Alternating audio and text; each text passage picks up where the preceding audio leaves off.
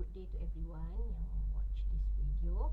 Hari ini kita akan fokus pada business tools. Dan tools yang pertama yang akan saya elaborate ialah SWOT analysis.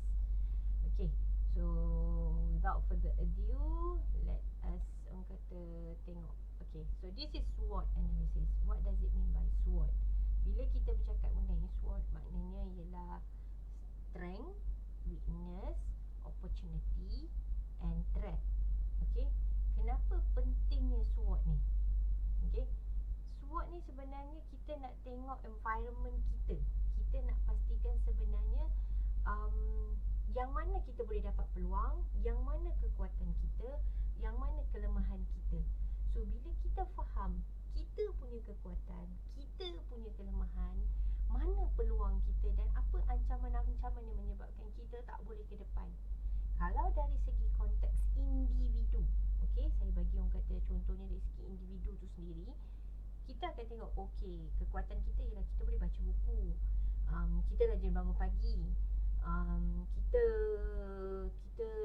kita suka orang kata buat kerja ikut planning. Kelemahan kita ialah kita terlampau structure sangat, kita ikut buku sangat. Madam cakap macam ni lah, tak nak tanya soalan dekat madam. Okey, kalau kata peluang kita lah, kita nampak bila ada buku je ataupun apa-apa sahaja bahan baru kita akan baca. Ancaman pula kita ni cepat tidur sebab kita dah bangun pagi, kita tertidur sebab kita suka makan banyak. So nampak tak, itu individu. So yang kita nak tekankan sekarang ialah dari segi konteks bisnes. Kita nak tengok bila awak nak buat bisnes tu nanti, ingat tak masa awal-awal dalam kata sebelum ni saya dah terangkan apa benda yang orang kata can be trigger as an opportunity, especially during pandemic ni. Okay, so SWOT enables the firm to develop strategies. Itu yang kita nak tahu, strategi macam mana yang awak nak aturkan. Okay, so bila kita kata SWOT, okay, kena tengok internal adalah dari segi yang kata strength and weakness. Kalau external biasanya daripada opportunities and threat. Apa tu strength? Apa yang menyebabkan organisasi itu ataupun bisnes tu boleh buat baik, lebih baik, better. Weakness, what does it say means orang kata yang firm atau organisation ni atau bisnes tu sendiri tak boleh buat. Okay, and opportunities maknanya keadaan mana yang boleh favor strength tadi.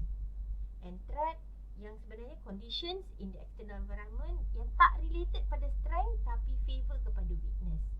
Okay, faham? So bila awak nak buat bisnes, contohnya nak buat bisnes burger, ini nak kata stall burger dekat kawasan rumah awak, tapi dekat jalan awak je dah ada 3 orang jual burger. Is it okay?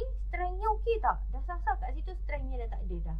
Tapi kalau strengthnya okay, madam betul belum buat lagi, stall burger hanya ada 1, itu pun 3 orang kata susur ke depan, saya boleh buat madam. Weakness awak apa? Awak tak tahu buat, orang kata tak tahu buat burger macam mana. Tapi adakah itu satu weakness? Opportunity awak apa? Awak boleh belajar buat burger. Orang kata macam mana nak bakar burger, macam mana nak goreng burger tu. Sebab benda tu semua boleh belajar. And then orang kata the fourth one will be the threat. Threat burger ni apa sebenarnya? Macam mana awak nak simpan barang-barang? Kat mana awak nak guna? Adakah awak guna rumah awak sendiri? Okay, jelas kat situ. So bila kita kata internal environment tu, controllable elements inside a firm that influence how well the firm operates. Saya boleh je tunggukan kata kita tunjukkan apa yang ada dekat slide ni, tapi berbalik pada individu tu. Awak yang menentukan awak boleh buat dengan awak juga menentukan awak tak boleh buat. Biasa dengar tu? Perasan kan? Strength awak boleh baca. Weakness awak malas. Strength awak boleh je score, tapi weakness awak tak rajin. Malas dah juga. So tapi strength dan kata weakness ni juga yang akan menyebabkan awak berkembang. Rajinnya awak, maka pandailah awak. Bagusnya awak, maknanya awak tahulah nak hidup macam mana. Okay, so external environment pula. Okay, so elements outside from the firm, saya tak pasti awak nampak ke tidak. Okay, orang kata gambar je pie chart ni. So biasanya ialah dia ambil daripada sini juga. Okay, daripada legal, politik. You tengok politik kita sekarang upside down. Tengok ekonomi sekarang, okey, tak boleh nak kerja, madam suruh sambung belajar. Competitive trend ada tak? Technological trend, sekarang semua ODS, semua tools keluar. Okay, dah masuk, kata kita dah masuk wave kedua ODL. Social cultural trends, mak-mak pun sekarang dah pandai dah pakai tab kan, makcik-makcik, nenek-nenek kan. Demografik macam mana. So benda-benda ni semua kita nak kena tengok. Okay, okay, kita ambil contoh McDonald's sekarang ni yang ada dalam slide awak lah. Awak boleh buat sebenarnya. Okay, nanti lepas ni kita, benda ni akan jadi assignment awak juga. Alright, so kita tengok dari segi McDonald, kita kupas dari segi McDonald. Kalau saya lebih suka pada KFC kot. Right, so KFC, jangan ambil aspek pandemik sebelum pandemik. Right, successful advertisement and brand name. Okay, M. Ada yang buat McD, MEKDI, dah kena saman dengan McDonald ya. Sebab dia buat tampak, sebab bunyinya sama. Sekarang you tengok McD pun ambil perkataan yang sama juga. Sebab itu orang kata personalization untuk Malaysia. Okay, collaboration with Coke, clean environment and play safe, play space for kids. Sekarang dah ada, dulu tak ada. Sebab Mary Brown buat dulu. Professional training for employees, competitive price. Ya, lagilah macam-macam kan sekarang ni kan. So kita tengok weakness dia, weak product development, management of franchisee or joint venture.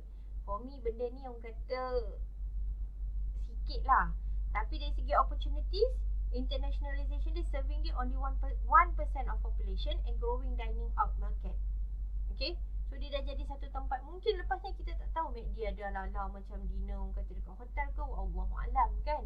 So threat dia ialah sekarang ni dah ramai. Remember that there's once a time yang kata boycott McD. For me kan, boycott McD ni bukan satu punca cerita yang nak cakap boycott ni. Tak baik sebab ada orang kita juga yang kerja dalam tu. Okay, mungkin awak juga pernah kerja McD. Kalau nak boycott, baik boycott orang kata pemakanan tidak sihat. Right? Sebab tu dia kata threat dia ialah more health conscious customer. Okay, sebab orang buat research lagi, daging burger tu berapa lama nak hadam kat dalam perut.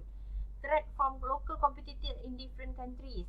Global economic recession. Ya, kita tengah kata hadapi pun sekarang ni. Tapi tengok McD penuh je kan. Playing in a mature and saturated industry. Okay. Okay, so dalam contoh kedua ni saya bagi Samsung pula. Semua orang guna Samsung, betul? Okay, bila guna Samsung ni kita tak tahu. Sebelum Samsung pernah dengar Nokia, mesti awak semua pernah dengar Nokia kan. Okay, so kita tengok strength dia, kita tengok weakness dia, opportunities dia, threat dia. Okay, so ini semua yang dah tersedia ada dalam slide awak. Dan juga orang kata yang mungkin awak boleh cari dalam Google sendiri. Okay, so tak ada masalah kat situ. Yang saya nak awak buat sekarang ni ialah cuba awak cari, orang kata belum apa-apa lagi, but start orang kata cari bisnes-bisnes yang mantap di Malaysia. Saya tahu ada yang dah siap kat dalam Google tu, tapi be prepared dengan your own words. Maknanya bila kita discuss kat Google Meet nanti senang, supaya awak pun faham apa yang kita nak bincangkan. Setakat ni boleh faham tak apa yang tadi saya maksudkan dengan SWOT? Okay, so ini dia SWOT. Jangan lupa, okay, fahamkan apa tu SWOT. Strength, weakness, opportunities and threat. Dia bukan guna untuk business je, dia bukan guna untuk company je, dia guna untuk diri awak juga. So make sure you know what is your SWOT. Right, bila kita cakap je senang je. Awak strength awak apa? Weakness awak apa? Opportunity awak apa? Threat awak apa? So you dah tahu by right. And this will be actually bertukar mengikut trend, mengikut masa, mengikut orang kata any impact of the economic. So anything will happen during orang kata the stage ataupun phase. Hopefully you do understand. Kita kupas orang kata SWOT analysis dulu. Kita akan orang kata kupas another tools later on. Thank you very much. Assalamualaikum.